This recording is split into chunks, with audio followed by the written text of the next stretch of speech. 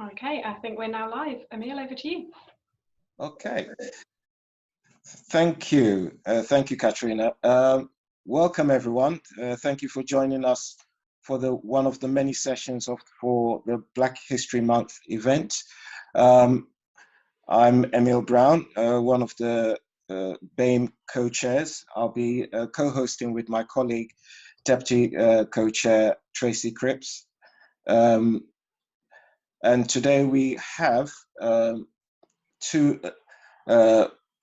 privileged to have two gentlemen who I'll be introducing with regards to their presentation on our journey as Black legal professionals alongside the purpose and role of the East Herts Black Parents Assembly. So they'll be doing their presentation. I'd like to introduce them as Mr. Samuel Waritay and Mr. Nee Thompson. Samuel is a barrister, and he's the chair of the East Herts Black Parents Assembly. And he also is working with the Classroom Barristers and Mediators. Mr. Nee Thompson is the regional director and co-founder of the East Herts Black Parents Assembly, and he works at, obviously, the regional director for Reed. Correct me if I'm wrong. Right. Now, I met Sam just by chance, walking on a summer's day, and we just started chatting. We acknowledged ourselves and introduced ourselves, and we started chatting, and we had quite similar, I think, life experiences, one should say. And we shared, through our conversation, we shared that, and we exchanged numbers and just took it from there. Sam introduced me to the East Herts Black Parents Assembly, and obviously gave me an insight on what vision he seeks to do. And I think the vision I got here, and I'll read the vision, is that vision was to improve opportunities to increase engagement and enrich lives for Black and biracial families in the community. And I think it's something which I believe will be spread across the county and hopefully across the country. But I won't take too much of their time, and I'll let them go ahead. So without further ado, Mr. Samuel Waritay, the floor is yours. Thank you. Good afternoon, everybody.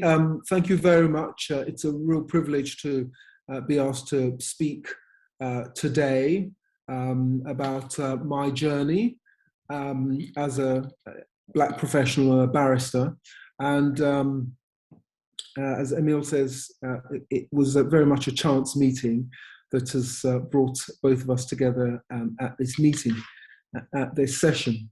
By way of further introduction, can I just thank all the wonderful members of staff of the Addenbrooke's Hospital who treated me recently. I was able to go, for not the best reasons, but I had 2 A&E visits, 5 visits to the infusion centre, 2 visits to Clinic 5, and without exception, every single member of staff was, as they say, on it. Really, really very professional, very knowledgeable, very pleasant to deal with in difficult circumstances. And yeah, I received excellent care. So I just want to, if you like, put that out there. The other thing that really struck me was the level of communication between the various disciplines, the various professionals and the various departments. And in terms of what Emil and Tracy are trying to do, I think that's a really good sign that there seems to be an ease of communication. I can see that as a patient. And I hope that is something that is actually working within the sort of staffing community. So I really want to talk a little bit about my background, talk a little bit about the bar and the journey for me at the bar, and the challenges really within the bar, and also just to give a sort of touch on some points about what the future holds in terms of working for equality. And there are some bright spots that I want to highlight. Firstly, if I can just go to, I want to share some slides. So if you give me a few seconds, I'll do that.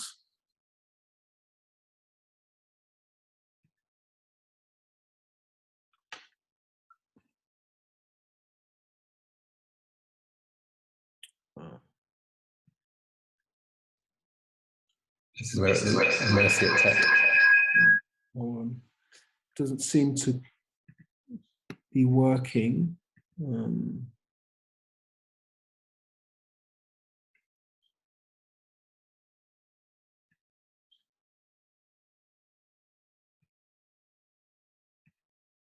Sure.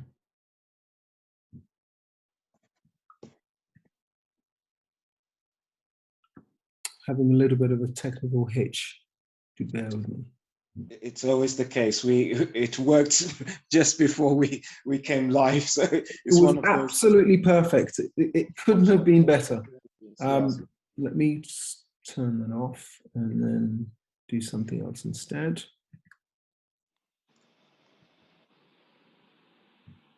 Right. I'm going to have another go.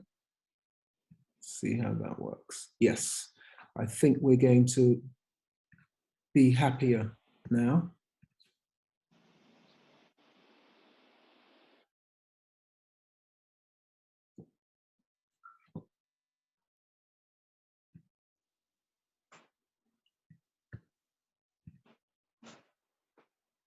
And there we are.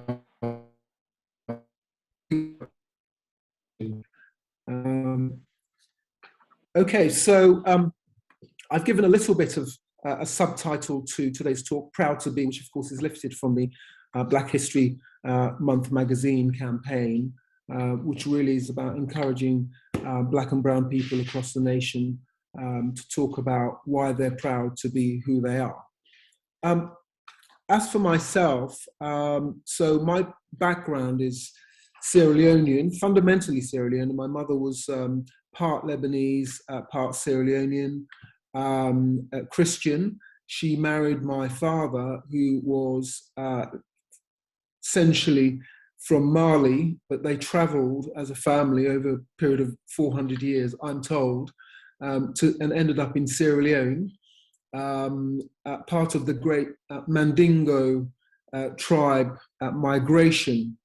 And for those of you who know, the Mandingo or Malian Empire was a Mandingo empire, and it lasted for about 450 years up to the 17th century.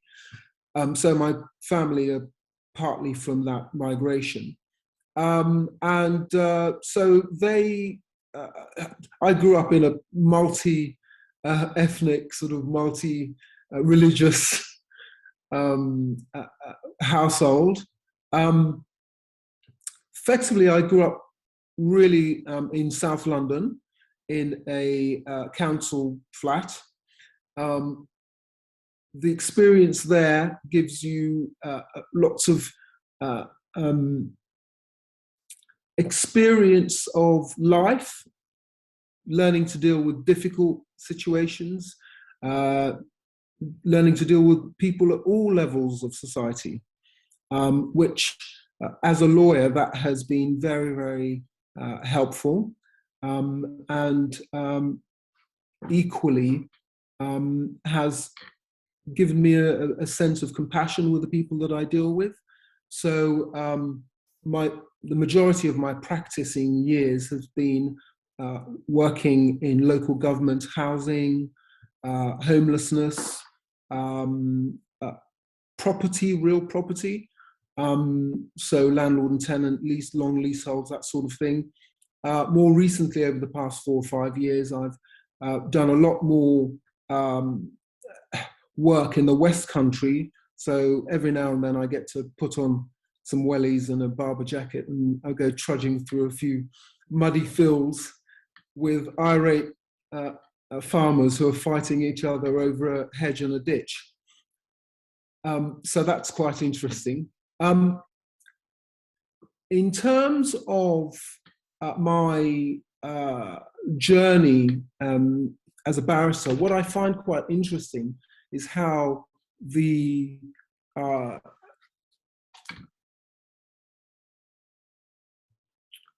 theory doesn't actually meet the practice. What do I mean by that? Well, every barrister, every aspiring barrister, when they start, needs to have a set of characteristics in order to succeed at the bar. Essentially, those are good intellect, good communication skills, being able to absorb vast amounts of information quickly.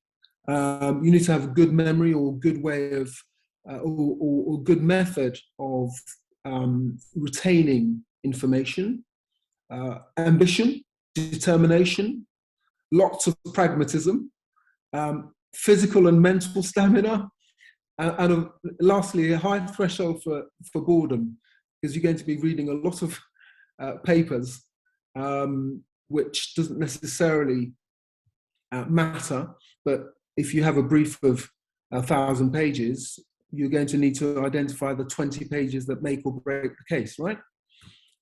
So by the time you've graduated and you've finished bar school, you will either have the makings of these characteristics, or you'll have acquired them and developed them to a sufficient degree to allow you to progress and to have a career. What the figures show, however, is that Black people and ethnic minorities in general do less well at the bar. And the question is, so why is that? Why do we do less well in recruitment, retention, and promotion? The simple answer is that our claims in society are really that we're colorblind. But however, racism and discriminatory behaviors pervade all levels of society, and they also pervade our legal system. And some of you may have heard of the Lamy report, the Justice Review report.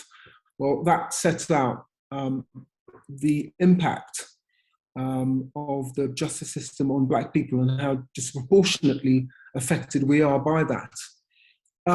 So as far as the bar was concerned, May 2020 and the murder of George Floyd was really a reopening of discussions that have been going on, but very little progress, I would suggest, had been made. And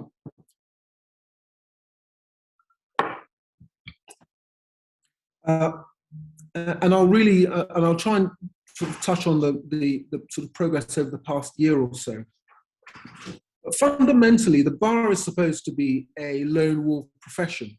So, in other words, you eat what you kill. That's the practice, or that's the theory. You do ultimately have to perform. You have to do the work, and you have to keep the balls rolling between your client, your solicitor, your clerks in chambers. And by the way, for those who don't know, chambers is basically a posh word for office. It's where barristers operate from. The judge, your opponent who wants to tear you from limb from limb to limb, and so it's a very lonely profession in that sense. However, there are lots of different actors in your career. So your first thing is you want to get a pupillage, which is a training contract, a trainee barrister contract. So you want to get into a decent set of chambers who will do the type of work you want to do. Well, there's a 1 in 10 chance of getting into getting a pupillage contract. And then if you want to get into the really good sets of chambers, well, 1 in 5 barristers, from my last figures, are Oxford or Cambridge graduates. And they tend to congregate in the best sets. So those sets will look for students from those universities. And then you also need the support of your chambers clerks. Chambers clerks are administrators. So whilst you're in court or in your room doing paperwork, they're taking phone calls from solicitors and now from members of the public asking for a barrister to do X work. So you need to have them on side in order to get the best work that's appropriate to your level of seniority. Beyond that, if you have members of chambers who are currently judges at whatever level, there's a whole set of experience and advice that's available to you. But if you're not in those sets of chambers that have those people, then again, you don't necessarily have the access to move you through. The bar, unlike a lot of other professions, doesn't have a sort of linear progression. So you start off life as a sort of pupil barrister, so a trainee barrister, and then you're a fully fledged barrister, normally at the end of 12 months. And you have to have a place, you have to be offered a place in chambers, and that's called a tenancy. So you become a tenant of chambers. And then hopefully your practice develops, you become more senior, you end up in not only in the lower courts, but in the High Court, the Court of Appeal, and hopefully in the Supreme Court. There's no obvious pathway to, for example, in the medical profession, to going from a registrar to a consultant and so on. The next level that is recognized, if you like, as a level for those who are exceptional are Queen's Counsel, QCs. They're also called CUHs. And they do the most important, most grave cases. If you're in crime, you'll do all the biggest sort of murders and white-collar frauds. If you are in commercial work, then you will do litigation around big commercial contracts like the building of the Wembley Stadium, in which there were any number of cases. And so you effectively are financially rewarded for the most serious cases, and it's obviously highly, highly pressured. So that, in theory, is the path that is available to most or all barristers. In reality, Black and ethnic minority barristers do less well going along that path. There's a Silk, Barbara Mills. She's a Black lady who wrote an article, and she broke down some of the figures in relation to Silk appointment, and I just want to take you through some of those. If I do, there's a quote from Nelson Mandela there. I'm not going to read all of it out, but the thrust of it is, what hope is there if there is discrimination in the law, which is supposed to treat everybody fairly and equally? And that he was going to do something about it. He himself was a lawyer, as you all know.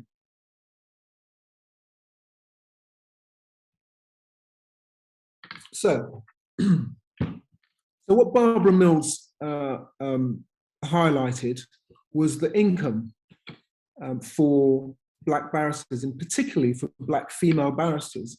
And what we see is that they are the lowest earning group across the whole bar. I'm not going to go into the income bands and so on, but that is, out of all the barristers, Black female barristers are the lowest earning. And that's replicated in terms of male as well. And then if we go to those taking silk, so 14.1% are Bain barristers across the whole bar. 8.8% of all QCs identify as being Black or from a minority ethnic group. But when you break that down, you find that only 1.3% identify as being Black. So the rest are other ethnic minorities. And then 92.2 being white. So Barbara Mills asked, what's the problem? So she says the problem starts at interview. And so what happens is that there's a paper sift for all applicants.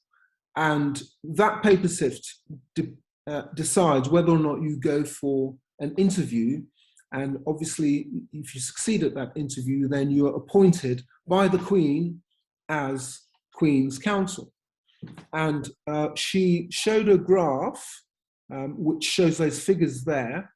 So Black African Caribbean applicants, only 33.4% moved from the paper sift to interview. Asian British was 62.1% and white was 71.6%. So you can see the disparity there. And here we have the figures in graph form.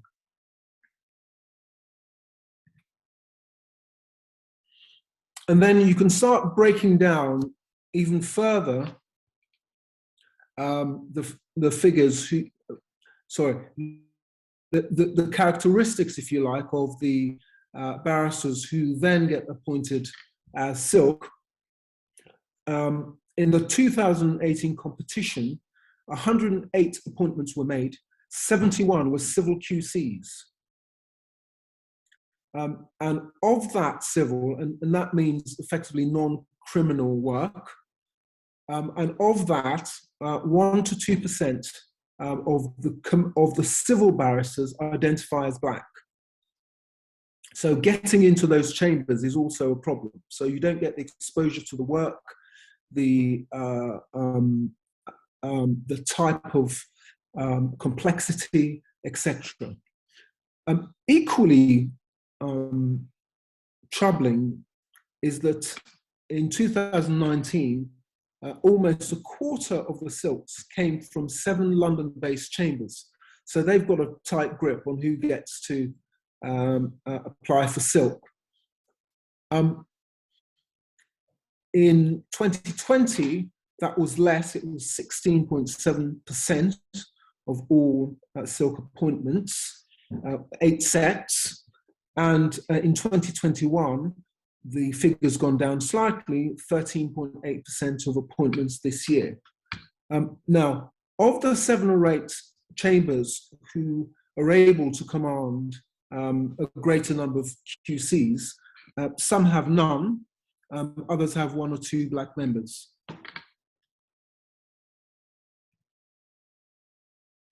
So, faced with these figures, and this is the evidence, the Bar Council is now working to create a profession representative of all and for all. And so effectively what they've started doing, they've got a bar race working group, and what they want to do is to widen access to those from non-traditional backgrounds. So in other words, to effectively try and find in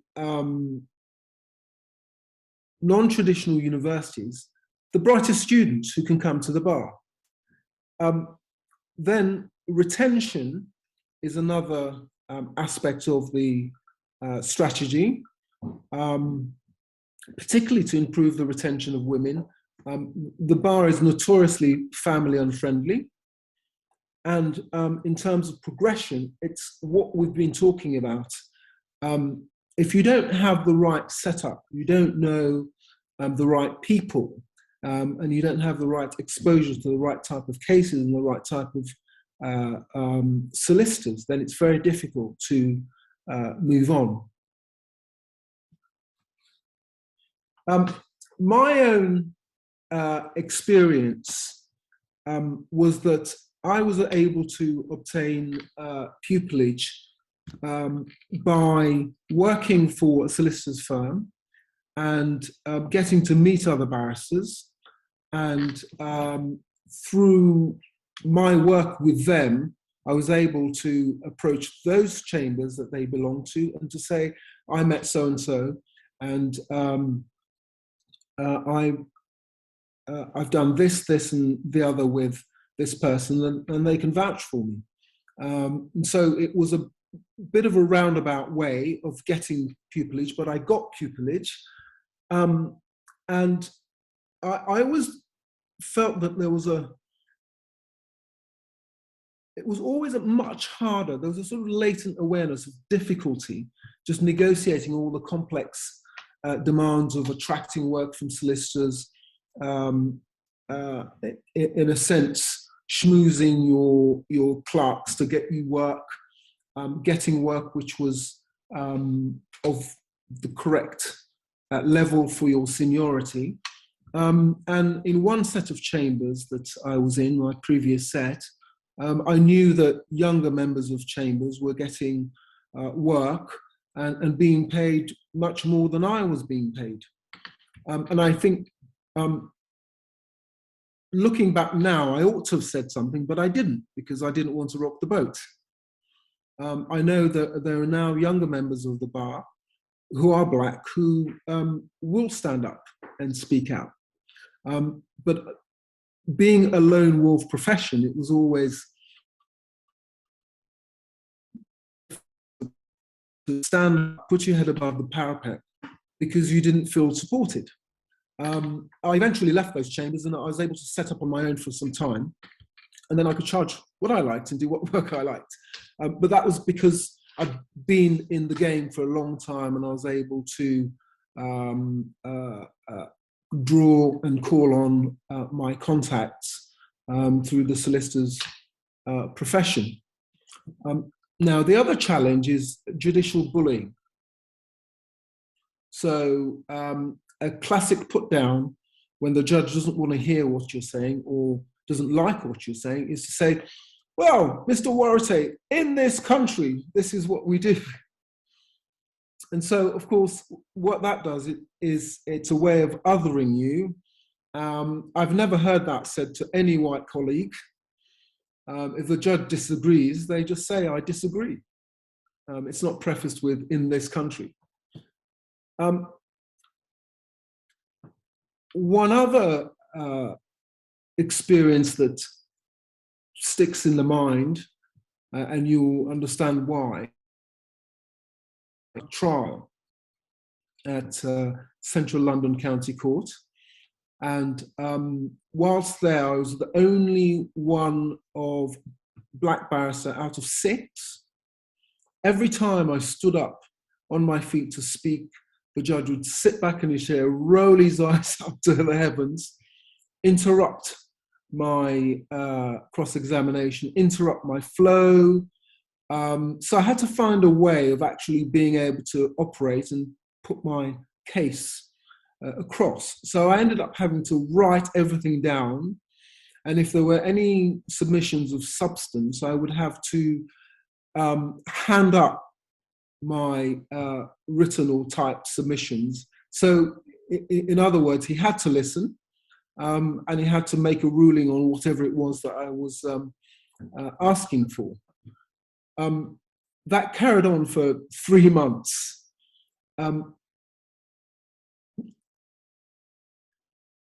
as a barrister, when you're in that position, you not only have the weight of your client's expectation, but you also have this hostile environment that you have to deal with. And it caused me to really think about whether or not I should be at the bar, and also what I could do about preventing a repeat.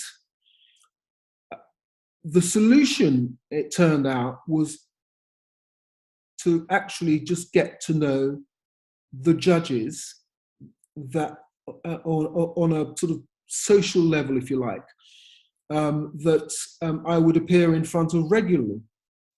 So at the bar, there's lots of opportunity to do that. So for example, Central London County Court has a summer party, and I was able to attend the next one. And I met this very same judge, and we had a long conversation about, not about the case, about everything else. I was able to tell him something about myself, and he was able to tell me about his hobbies and so on and so forth. And I kid you not, from that day on, until he retired 6 years later, he could not have been nicer to me in court. Now, why do I have to do that? You have to be pragmatic, and you have to deal with those situations, and you have to, in a sense, get to know the enemy.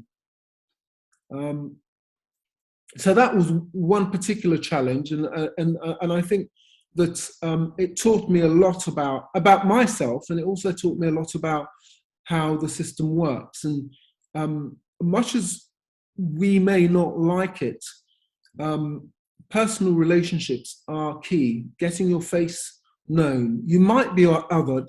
I go to professional association meetings, and I'm the only Black person there. But I do make the effort, and I turn up time and again and again. And every now and then I recognize people in court that I've met. And that greases the wheels, it makes it easier. So we have to be brave. I talked a little bit about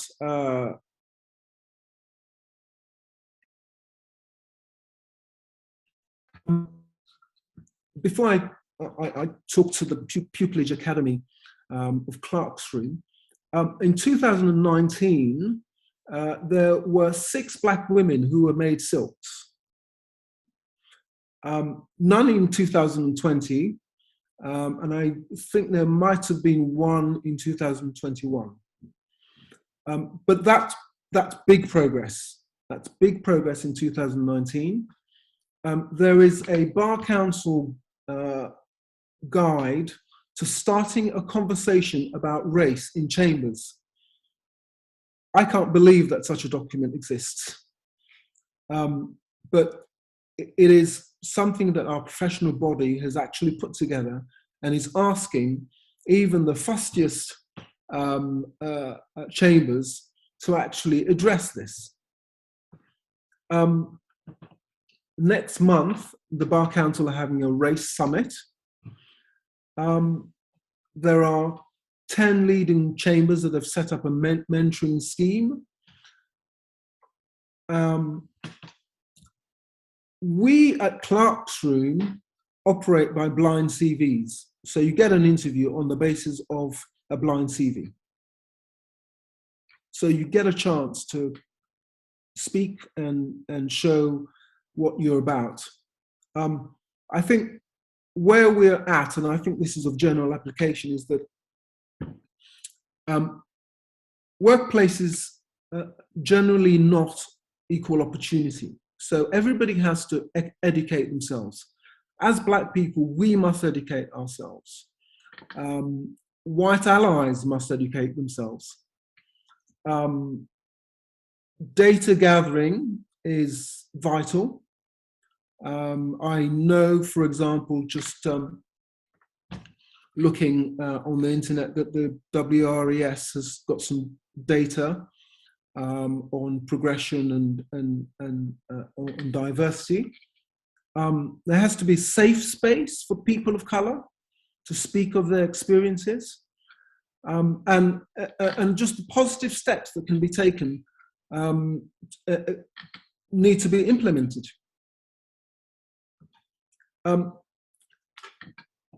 Just touching slightly on the East Herts Black Parents Assembly, I think for a lot of Black people, last year George Floyd really gave a chance for reflection and to do things a bit differently and to really plan for the future. So beyond the bar, looking at my own particular situation with a young family, I'm probably spending roughly about 10% of my time investing in my community, investing in East Herts, to ensure that my voice, voices of my family and other Black and biracial families are heard, and our presence is acknowledged as being really an integral part. We're not a separate part of the community, we're an integral part of the community, and we have been for many, many decades. And certainly there's evidence of communities of Black people 200-300 years ago, particularly in London. So that's what I do through the East Herts Black Parents Assembly. And I'll stop there and perhaps Nee can talk a bit more about that. Yeah. I'm just going to stop the video just for a second.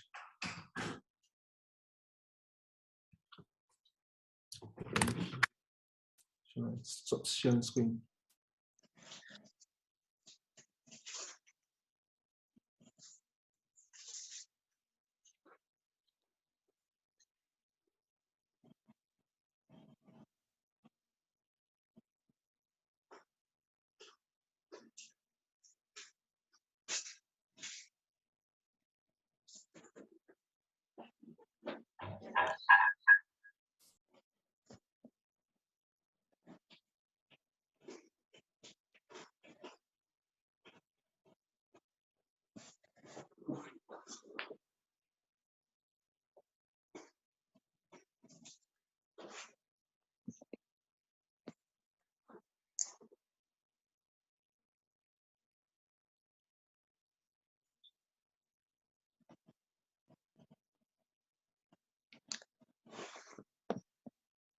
I think, Nee, you're still on mute, just in case you're trying to. That's right. Okay.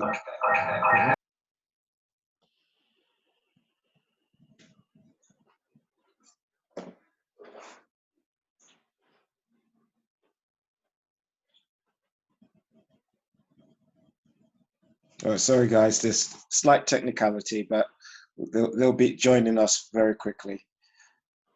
Can you hear us? Yes, yes, yes. Thank you. We've just swapped, so we're on the same screen now. Okay.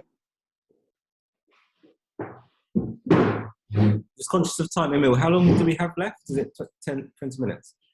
Yeah, we've got approximately 18 minutes. So hopefully we can get some questions in, because I know my chair's in the background, who I didn't introduce, Erica Chizinga. She would want to ask some questions, and Tracy, I can see, is itching to ask questions. So I'll let you carry on, and we'll try and get some questions in before we end. Okay, I think what I might do, given the time, is just do a very short summary of how I've arrived where we are today, and then we can open up for questions, and maybe some more can come out, and I don't want to sort of take the opportunity away, really. Thank you. Okay, so thank you all for joining. My name's Nee Thompson, as Emil said. I've known Samuel for a short amount of time, only about 18 months now. We met at the beginning of lockdown early last year. My background, similar to Sam, I started off pursuing a career in law.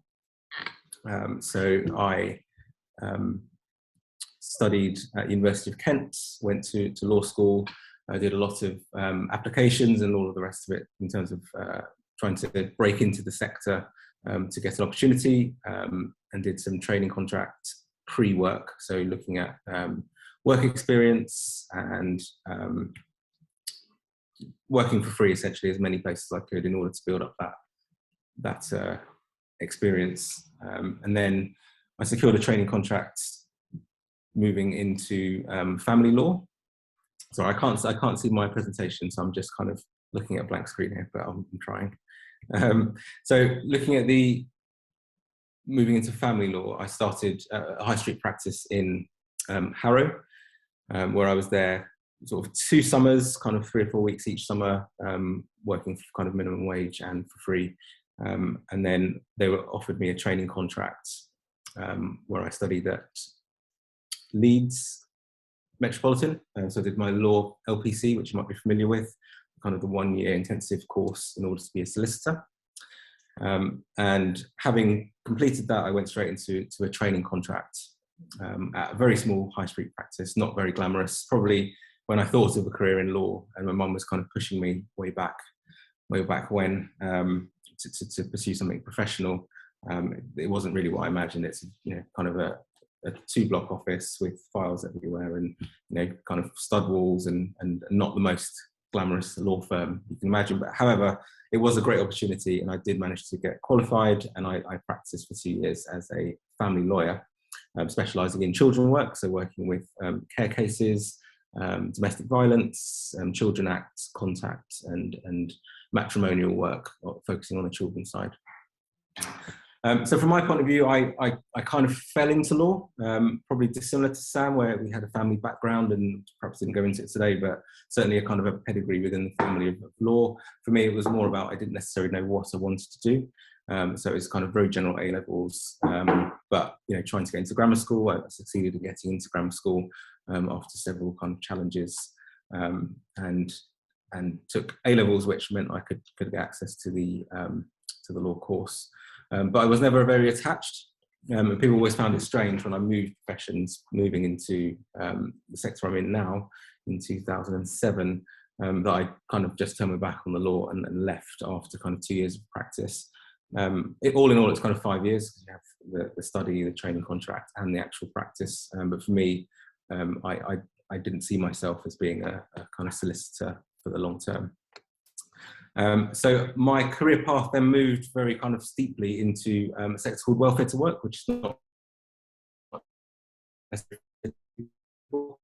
kind of hidden, so I like to describe it. It's government outsourced contracts, so kind of large scale national contracts paid for by various commissioners such as the GLA, DWP, Department of Work and Pensions, and other big funders, which pay for services helping unemployed people, essentially.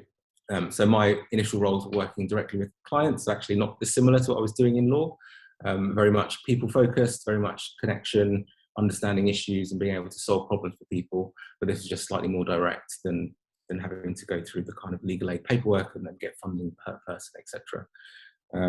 So I started my kind of new career path in that with very much a move, ambitions to move into management. I think Sam talked a little bit about the kind of progression opportunities and the kind of what's ahead of you when you start in a new sector, and it's maybe familiar to you from where you are currently. But I certainly thought I would probably skip some stages, moving in from a kind of legal professional background into a new sector, and having that under my belt, moving into a job where perhaps qualifications aren't an essential criteria. But what I didn't appreciate, and which actually took me quite a few years, maybe 3 or 4 years longer than it should have, was the other half of the work to make progress in whichever industry as a black person. So I think Sam put it very well when he described the kind of being othered, and that kind of not necessarily understanding that just being good and delivering fantastic results, being the top advisor in all of East Anglia for a couple of years in a row, in terms of numbers of people that I helped into work, and my kind of figures, if you like, in terms of my performance was up there with the very best in the whole company, which is a national company.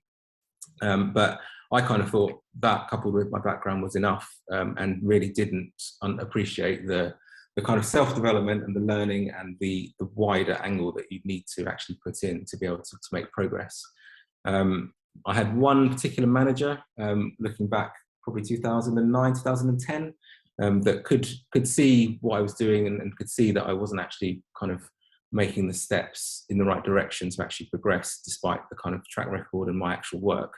And he did give me some pointers around what I should be doing differently from just a personal point of view. It was a very short conversation actually, but he asked me, do I do any reading? And I think probably being in law, Sam he's kind of mentioned, you read a lot and you kind of have a lot of material that you intake, and perhaps I shied away from that and just wanted to kind of show up at work and do well and go home. But that kind of, private learning, taking time to actually invest in yourself and the personal development aspect, it was an entry point into that. And he gave me a couple of books that I should read, which you might be familiar with. 7 Habits of Highly Effective People. It sounds very cheesy and it sounds like a kind of cliche to say that that's where you start when you're looking at self-development. But actually, I'd never experienced any of those kinds of books. It just had never kind of come into my psyche before. I was very much on a career path of you do these steps, you attend these courses, you train, you kind of qualify, and it's kind of all set out. Whereas in a different sector, it wasn't necessarily as obvious how to break these barriers that I found I was facing, applying for the same job effectively for kind of 2.5, 3 years. It was only a deputy manager job. It was quite well paid, but it was just, a junior management position, my first line manager role. So from my point of view, that was the starting point of actually realizing the other 30%, I would say, of what it takes to make career progress.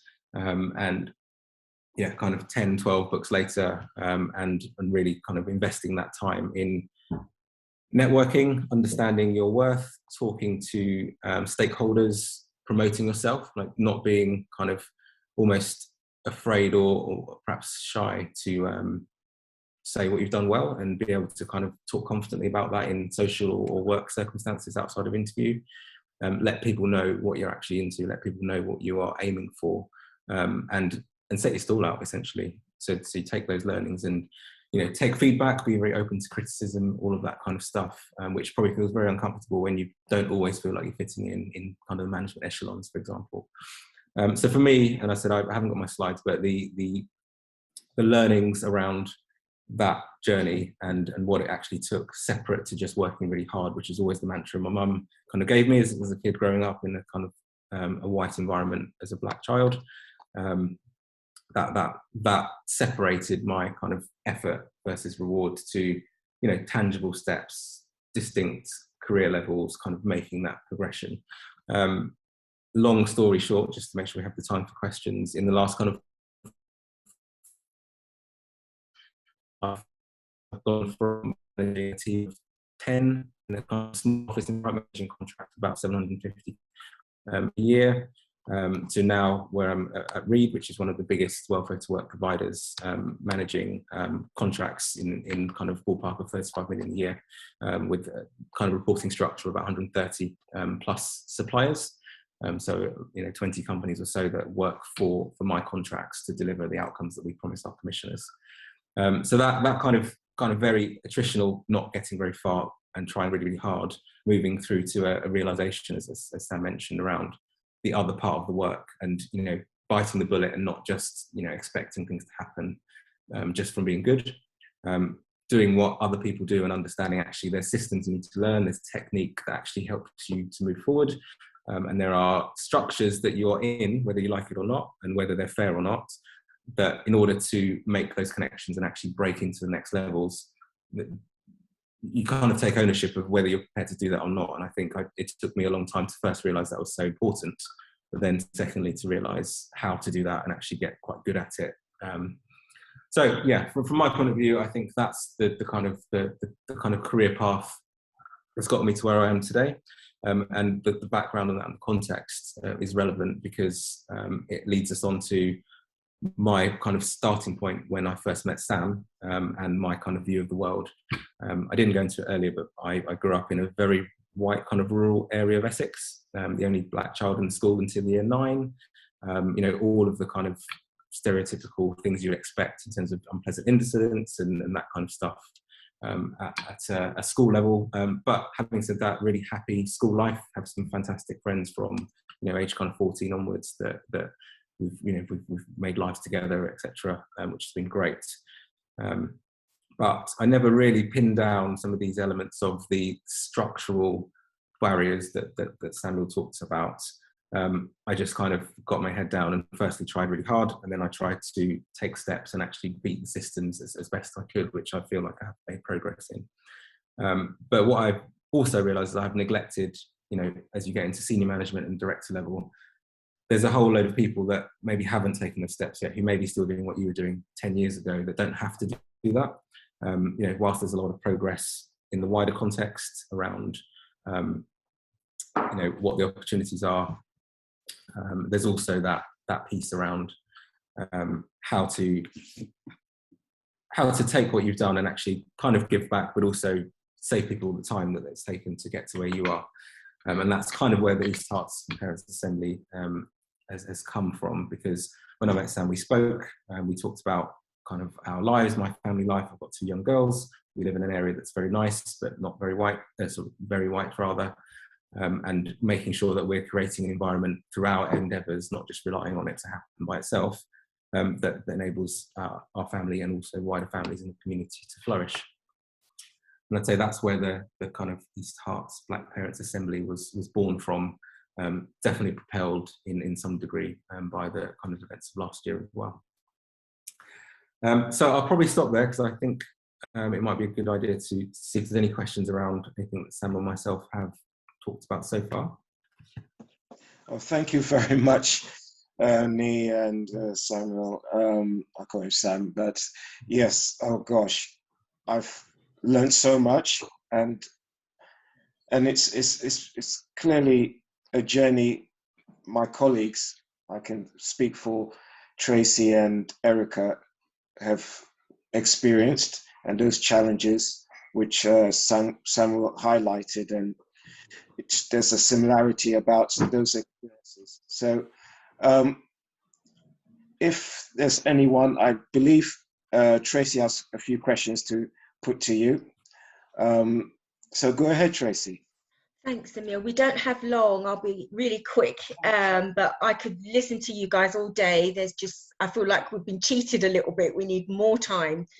But just a series of reflections, how you spoke about metrics and how important those are. And obviously you quoted quite a lot, Samuel, about the bar metrics, and you quoted the RES as well. So just so that you know, in the NHS, we do here use RES as our barometer, and we know what our problems are. I think Emil, Erica and I, we want to get over the talking shop now, because we've got the metrics. We know from staff experiences, we know how people are feeling. So it's really about how we move forward and how we engage staff, how we engage particularly senior directors. And I can't believe how many times both of you actually mentioned, and even yesterday we had another presenter, Hashi Mohammed, who also referenced the significance and the impact of social currency, having those enablers, having those people who are connected and making those connections. And I think that's what we're missing a lot. And so talent management is something, that we really need to address in the NHS and how we move forward. But a quick question for you both. I'm really pleased, Samuel, that you had such a positive experience here at Addenbrooke's. And I just wondered to both of you, given that you have already expressed how well and we communicate as a team when we're in the clinical setting, how do you think we can use that good communications platform to propel forward and make it better for BAME staff in the workforce, given that we make up such a large proportion of the workforce, but generally at the lower bands? Apologies firstly for taking up so much time, but I'll be very quick. I think you definitely need champions. You need somebody at a high level who's prepared to back you. And the more of those you have, the better. And again, that's about relationship. There will definitely be people there who maybe don't know what to do, but if encouraged, may very well be just the linchpin that you need to make progress. Clearly, also, amongst yourselves, it's important to keep a network going. It's really important to have a safe space so you can identify issues and feedback, because very often the problem is just being alone. or feeling you're alone. It's often the perception that you're alone and that you alone are going through X, Y, and Z, but often it's not. Often it's a systemic problem. But yeah, getting a champion, identifying a champion, and then working that relationship. Thank you, Sam. That's great. Erica just put some 2 messages and reflections. She actually said, "Thank you very much, Sam and Nee, for sharing your experiences." She says, "What I'm reminded to take away is the 3 N's: network, network, network at all levels." So that's been quite a poignant point you've set aside there. So, you know, I've actually been able to get an extra 10 minutes to push forward. So, yes, if there's any more questions, I had so many questions in my head after Samuel, and I know, Nee, you said a few things which was additional to it, and I wanted a bit more on how the assembly was going with regards to how effective it's doing in incorporating, you know, the BAME community and other bigger thing being predominantly a white community.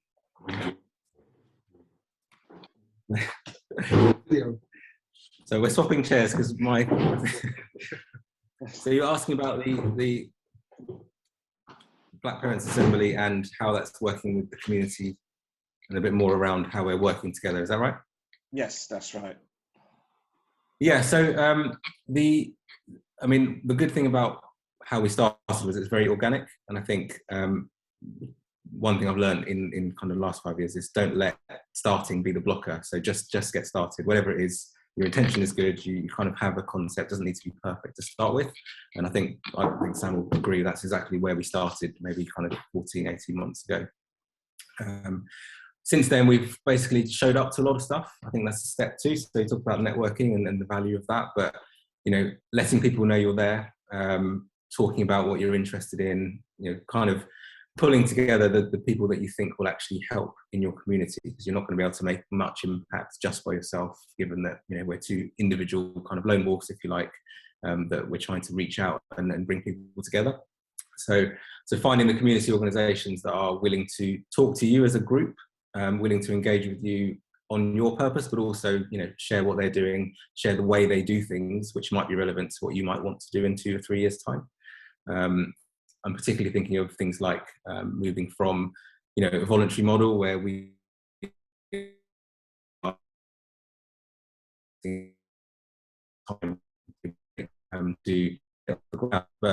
you know, is there something available on to create something more sustainable? Is there opportunity to partner with organisations on a more permanent basis and you know, be an element of someone else's agenda, as well as kind of sharing what we want to do, so using our influence to actually shape, particularly around education.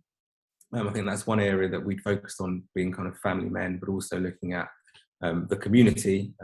One of the strongest kind of links that we have is the fact that we're both very, very passionate about our kids and how they grow, as we all are, and making sure that the environment is the best it can be for them.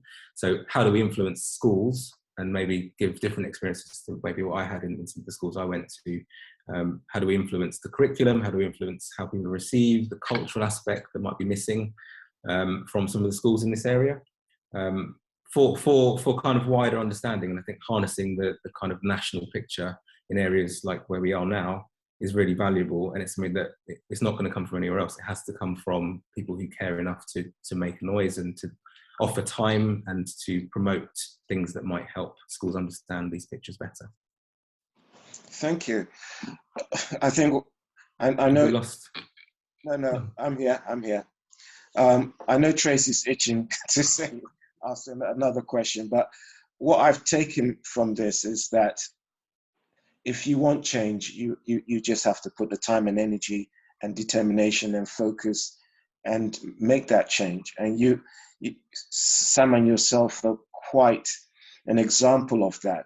And I can use that with what we're doing within our trust and pushing forward for, you know, a positive change within our trust, and also hopefully working with yourself and Sam within the community as one of the many residents. So I'm keen to look at that and push forward, but that's quite poignant for me. Yeah, is there anything you'd like to add before we close? Tracy? Thank you, Emil. I just wanted to say how wonderful it is to meet them both, and just to pick up on a couple of points, actually, if I may.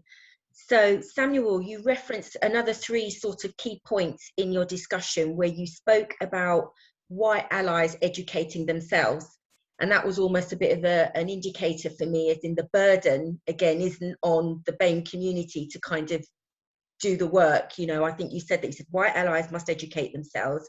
You referenced a psychological safe space, and you said that BAME people are an integral part of the community. I just wondered if, taking those 3 things into account, if you could sort of give us 3 little pearls of wisdom that we could sort of take away moving forwards, you know, based on those comments, what you would advise us really is taking forward an anti-racist strategy in our organisation. Okay, I'm going to just talk a little bit about what happened to me last year. I realized that I thought I was educated, but I wasn't educated. And one of the things that I did was I read the book by Rennie Edo-Lodge, which is the one, Why I Don't Talk About Race with White People, No Longer Talk About Race to White People. It's an absolutely amazing book. And I found out in that, to my great shame, that there are so many aspects of discriminatory practices, particularly towards Black women, that it simply hadn't entered into my head. You know, and I have sisters, tons of sisters, family sisters, and I just didn't understand. And so that was my education. So educating yourself. One of the contacts we have made through the Black Parents Assembly was the Chief Inspector at Bishop Stortford, East Herts. And he said that he and 5 or 6 other commanders had read that book. And so when we arrived,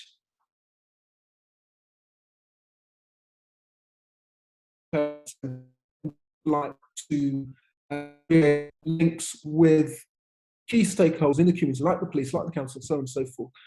He was ready for us. He said, yes, why not? He said, this is what we want to do. We want to create a safe space for everyone in our community. So I'm not giving you 3 pearls of wisdom, but I'm just saying that education is really important. And I think for white allies, that's really important. But equally important is to talk about these things, to really have frank conversations, because a lot of white people will want to stand for us, but they understand that if they, in a situation where a Black person has been othered, they stand up, they may well lose their privilege within their own community. And so educating yourself gives you the tools to, first of all, dissect and understand what's going on, what the dynamics are. And secondly, to actually find a strategy to deal with those difficult dynamics. You know, maybe you challenge it there and then. Maybe you find another way to challenge it. But so that white people who want to help don't feel guilty, ashamed, afraid. So yeah, so those are the 2 things I would say. I don't know if Lee has anything. I certainly agree. I think there's definitely a lot of intent out there, and there's the kind of the old school thinking of, you know, identity colour, but there's also a genuine intent from a lot of people that have recognised this as a wider issue, and it does affect them, and the impact that their attitudes and kind of built-in view of the world has on folks like ourselves. So harnessing that intent and giving people kind of easy ways to access information to actually, you know, realise the steps that they could make in day-to-day life that doesn't take that much, but does take a conscious effort. That kind of pinning that down and sharing that as wide as possible through conversations, through work we do, through actions, and through kind of explaining our intent. I think that's the way we make an impact, whether it's at your level in terms of, you know, your community and the work you do in a professional capacity, or at our community level, or even in, you know, in respective fields of work. It's the same principle, I think, that applies. So there's definitely a great time to start sharing that information, and giving people tools to actually help, rather than sort of saying you're not helping. Yeah. That's just adding to that, I know. Yeah. I know that a lot of Black people find it difficult to relive trauma, and the sort of testimony approach is not necessarily the best for a lot of people. Some people are happy with it and they're able to deal with that. So, but we can talk in Samuel, general sorry terms. to interject a bit. We've approximately got about 40 seconds. Okay, fine. I'll stop there. No, I think I could sit with you all day and we can chat forever and learn so much. And I think one of my colleagues, one of the EDI lead, sent a comment, and I'll quickly read that. And she actually said, yes, she gave the Rennie Eddowes Lodge's book to our CEO and Chair and Director of Workforce to read. So they found it helpful. So clearly that knowledge is being passed along to use. And Peggy McIntosh, Unpacking the Invisible Knapsack. So there's other things which is being utilized. So there's things happening, and no, gosh, thank you, fantastic. What can I say? Thank you. Thank you for having us. It's been a pleasure, and we're honoured to have you. And have a good day. Yes, hope to meet you face to face again soon. Absolutely, Thank you. absolutely. Coffee somewhere. Yes, definitely. Have a good day. Okay then. Good Take care. afternoon. Thank you. Okay. Then. Bye.